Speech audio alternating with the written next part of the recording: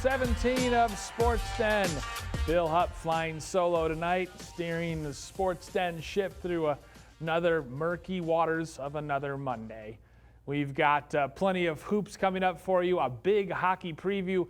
We'll even take a dip into the pool towards the end of the show. But let's start on the hardwood with our local teams in action, as there was a big game for Spring Lake Park last week, trying to snap a 4-game losing streak without star Logan Kinsey and 2 other starters as they welcomed Rogers in conference play. Early first half, Peyton Belka with the catch and 3 on the trail. Rogers' leading scorer, showing why he is just that. Panthers' leading scorer, Peyton Thompson, with 11 of the SLP's first 13 points, including this easy finger roll. Easton Whitcomb draws the foul and the finish to give Rogers its largest lead of the first half at 8. Panthers trailed by 2 at the break. Second half, Nick Gleason pops out for 3 of his team leading 16 points. Logan's twin brother Will Kinsey gave SLP a lift after halftime, turning defense to offense here for 2 of his 17 in the second half. Later in the game, Thompson with a nifty rack attack here to give SLP a 6-point lead. He led all scorers with 24 points. But last gasp for SLP, Seth Coleman caps a 12-5 finishing run for the Royals with this layup to clinch the 64-61 win. Panthers struggling right now. They've lost 7 straight and 9 of their last 10 games. That win for Rogers ended a 4-game Northwest Suburban Conference losing streak. They had 4 players in double figures. Meanwhile, as you see, Peyton Thompson there with the double-double. Will Kinsey chipping in with 17 and 7. Fortunately for the Panthers, they got Logan Kinsey back. But again, they lost to Elk River over the weekend for their 6th straight defeat. Panthers struggling right now. As you see the Northwest Suburban Conference standings, Spring Lake Park just ahead of Blaine and Centennial, who are tied at 1 and 6 in conference play, all chasing Totino Grace, who's unbeaten at the top of the conference. And here you see the upcoming boys basketball schedule. Blaine visits Andover, one of the best teams in their section, and then we'll host Champlain Park. Centennial will host Coon Rapids and Anoka coming up before they hit the road for 3 straight. And Spring Lake Park with a difficult game this week, hosting number 1 ranked Park Center before they go on the road to 2 at Armstrong and Edina. Girls action as well was in the offing this week too, as both the boys and the girls teams start to finish up their regular seasons. Girls will be in section play in early February as Blaine visiting Coon Rapids, trying to keep the Cardinals winless on the season. Bengals coming in with a record of 10-4. Jade Bryant had it going from deep early. Here she is, draining a trio of triples in the first half. From the right wing this time, and she was just on fire as Blaine got off to a scorching start. Allison Terry getting in the act as well from the top of the key. For the Cardinals, Caroline Brownell trying to keep her Coon Rapids team in it, as you see Bryant continuing to scorch the nets from the outside. Blaine getting off to a 21-2 run. High fives and handshakes all around. Caroline Brownell trying to keep her Coon Rapids team in it as she hits one from the corner. And then just before half, Blaine forward Marina Lafreniere hits a tough spinning shot from the baseline. Bengals would open up a 33-7 lead at the break. And then Bryant doing what she does so well in softball, stealing and finishing the layup. Then she goes behind the arc yet again for her 5th trifecta of the night. Coon Rapids was led by Jenny Ntombaway with 15 points. She grabs the offensive board here and gets the stick back to go. But Blaine was too much. Molly Garber getting 2 of her 14 points with this nifty shake and bake move. Comfortable night ultimately for Bryant and the Bengals. She pours in 21 in the road route. They move to 11-4 and keep pace in the Northwest Suburban Conference. As you see right there, Coon Rapids falls to 0-14 on the season. That win for the Bengals snapped a 3-game losing streak. They were led in scoring by Bryant, those 5 threes, part of a 21-point effort.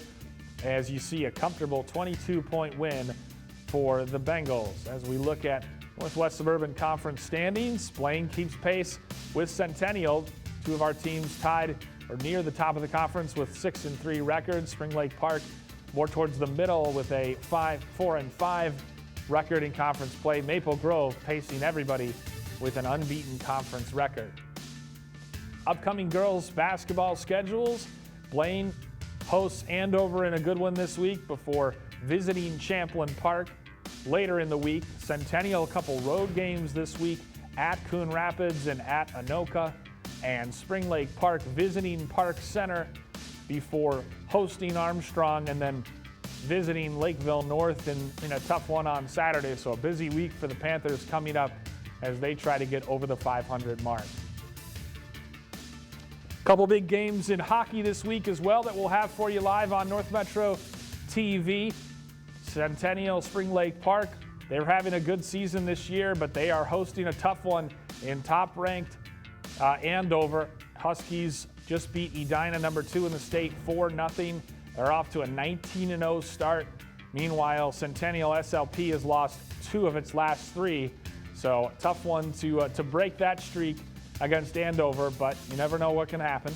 And meanwhile, in boys hockey on Thursday, Centennial will play host to the Blaine Bengals in a good one, a bitter rivalry as always. Cougars ranked 7th in the state with a record of 11-3-1. It's their first meeting this season. They'll meet a couple weeks after that as well. But I'll be on the call for that on Thursday night, and it should be a good one between two teams that are hoping to battle with Andover and Maple Grove at the top of the conference.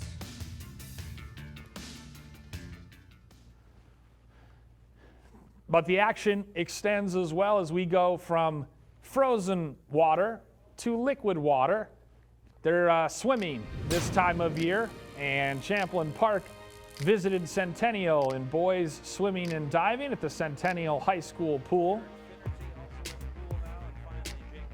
And you see the results here as the 200-meter relay was won by Centennial.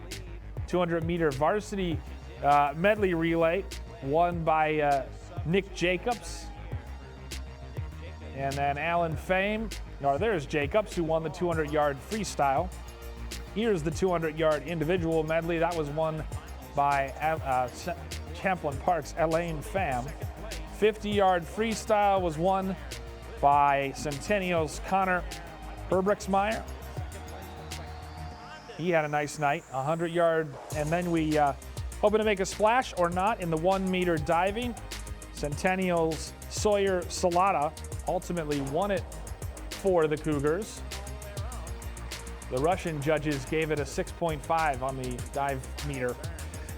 Meanwhile, back to the races, 100-yard freestyle, Ben Lair wins a close one. In the 500-yard freestyle, Evan Gustafson of Champlin Park pulls it off. 200-yard freestyle relay, Champlin Park pulls off the Cougars in a close one. 100-yard backstroke, as you see the Champlin Park Rebels winning that one. 100-yard backstroke, Alex Larson of Centennial is the winner. And then Elaine Pham wins his second race of the night in the 100-yard breaststroke.